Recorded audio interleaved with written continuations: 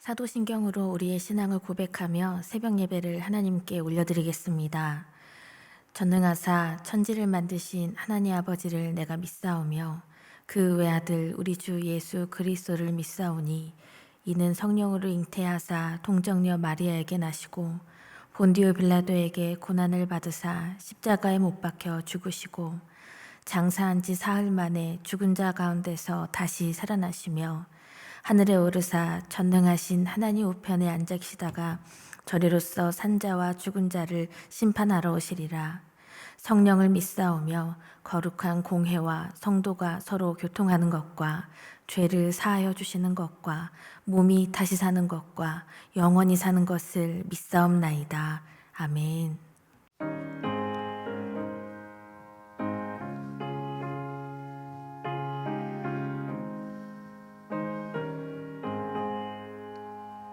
내 영혼이 은총입어 중한 죄짐 벗고니 슬픔 많은 이 세상도 천국으로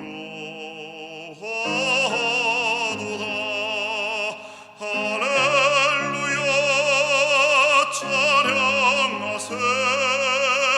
내 모든 죄 사함받고 주 예수와 동행하리.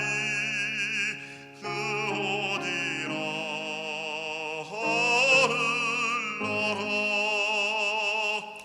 주의 얼굴 뵙기 전에 멀리 배던 하늘나라 내 맘속에 이루어지니 날로 날로 가깝도다.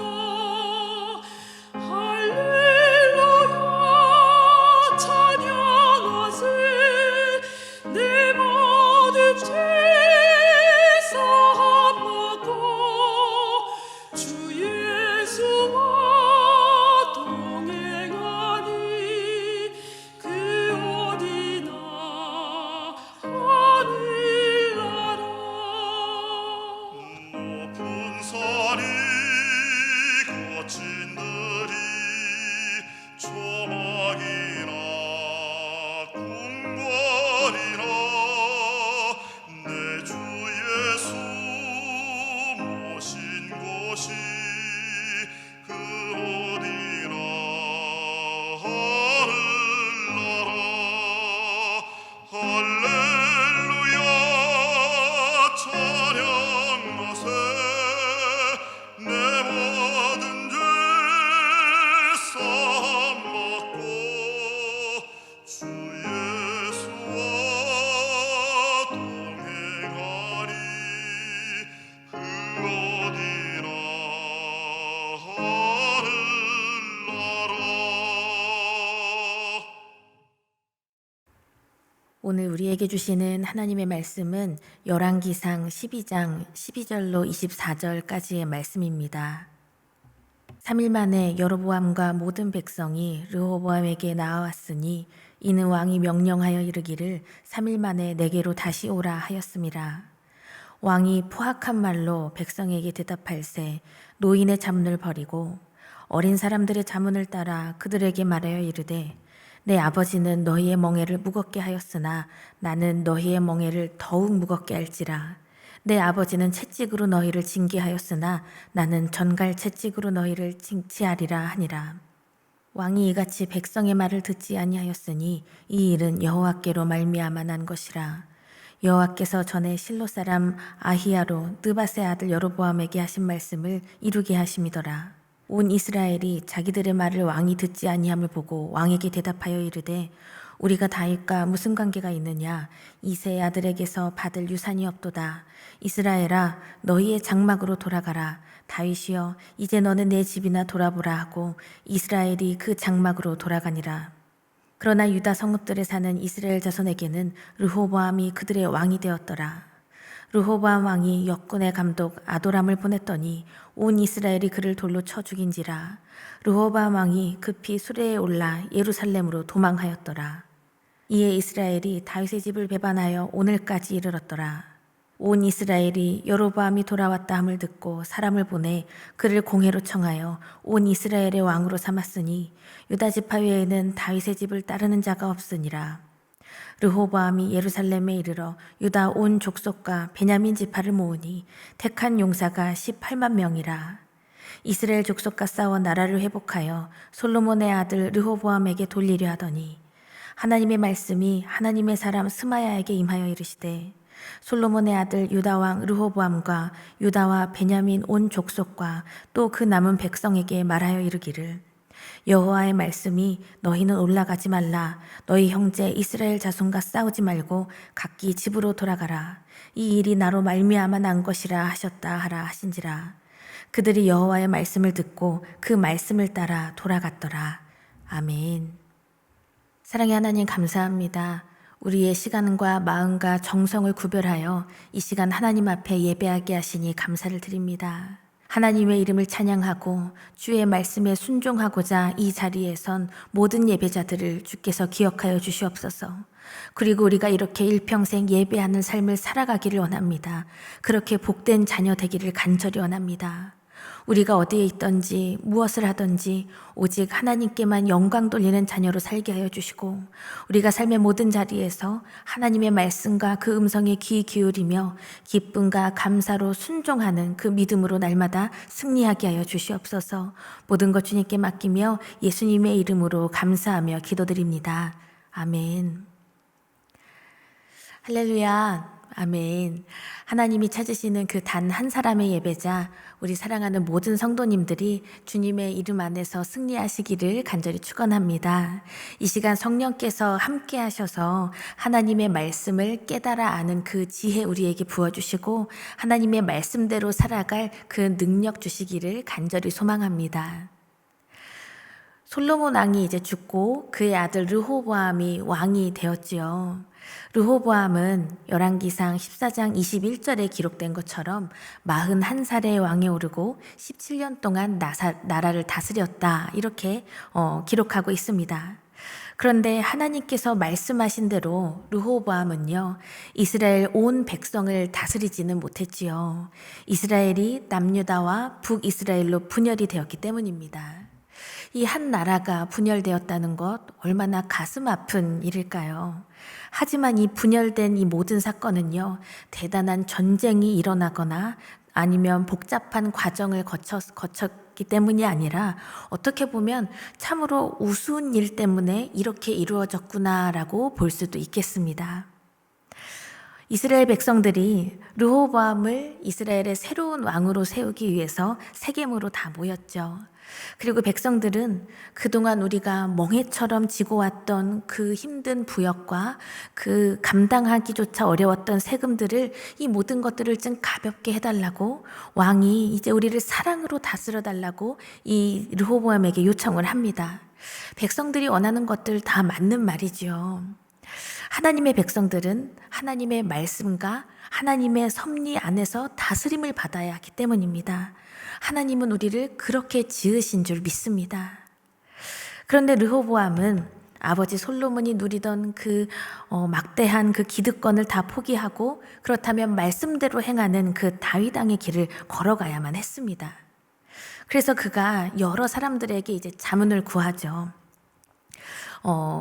부왕 때부터 섬기던 그 원로들에게도 어떻게 하면 좋을까 자문을 구하면 원로들도 백성들을 섬기는 왕이 되어야 합니다라고 이렇게 조언을 해주었습니다. 하지만 르호보암은요 놀랍게도 답정너의 태도를 오늘 이 말씀 속에서 보이고 있습니다.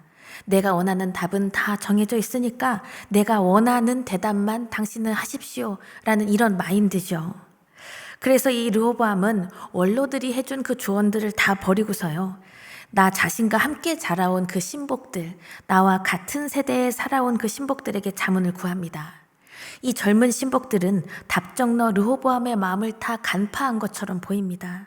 그래서 진실된 조언이 아니라 이 왕이 될 사람의 비위를 맞추는 말을 해줘요. 솔로몬 왕이 했던 대로 밀어붙이십시오. 왕의 권력을 제대로 보여줘야 왕으로 성공할 수 있습니다. 이런 진실이 아닌 말로 충고를 하고 있습니다. 르호보암은 드디어 내 마음에 딱 맞는 답을 들었어요. 그래서 드디어 온 백성들에게 가혹한 말을 선포하고 맙니다. 오늘 본문의 14절 말씀을 보시면 어린 사람들의 자문을 따라 그들에게 말하여 이르되 내 아버지는 너희의 멍에를 무겁게 하였으나 너희는 너희의 멍에를 더욱 무겁게 할지라. 내 아버지는 채찍으로 너희를 징계하였으나 나는 전갈 채찍으로 너희를 징치하리라 하니라. 얼마나 어리석고 끔찍한 말입니까? 솔로몬의 통치 동안 정말 고된 노역과 세금으로 힘들게 살아온 이들에게 너희들 더 힘들게 할 거야. 나의 그 권세 안에 다 무릎 꿇어라. 이러한 마음인 것 같아요. 그리고 15절을 보면 왕이 이같이 백성의 말을 듣지 아니하였으니 이 일은 여호와께로 말미암아 난 것이라. 여호와께서 전에 실로 사람 아히야로 느밧의 아들 여로보암에게 하신 말씀을 이루게 하심이더라 라고 이 모든 일들을 정리하고 있습니다. 하나님께서 출애굽 당시 바로왕의 그 마음을 완악하게 하셨던 것처럼 르호보암이 백성들의 말을 듣지 않게 하셨다는 것이죠. 사실은 그의 아버지 솔로몬 왕이 처음에 하나님께 구한 것은 무엇이었습니까? 듣는 마음을 주십시오. 하나님 지혜를 주십시오. 라는 것이죠. 그것이 지혜로운 리더의 첫걸음이고 하나님의 뜻을 품은 지혜로운 인생이라는 것을 그는 알았기 때문입니다. 사랑하는 여러분, 회복을 위해서 강력한 리더십과 힘이 필요할 때가 있고요. 이 회복을 진정으로 원한다면 위로와 섬김이 필요할 때가 있습니다. 그렇다면 오늘 말씀 속에서 이 백성들에게 필요한 것, 그리고 이 르호보암에게 필요한 것은 백성들을 위로하고 사랑으로 섬겨주는 것, 이것뿐이었지요. 하나님의 말씀이 다 희미해져 가고 하나님 나라의 가치가 다 변하여질 때 하나님의 백성들은요, 하나님의 말씀과 하나님 아버지의 그 긍휼하신 사랑을 풍성하게 먹어야 진정으로 회복될 수 있음을 믿습니다. 그렇다면 우리에게는 어떤 리더가 필요하다고 생각되십니까?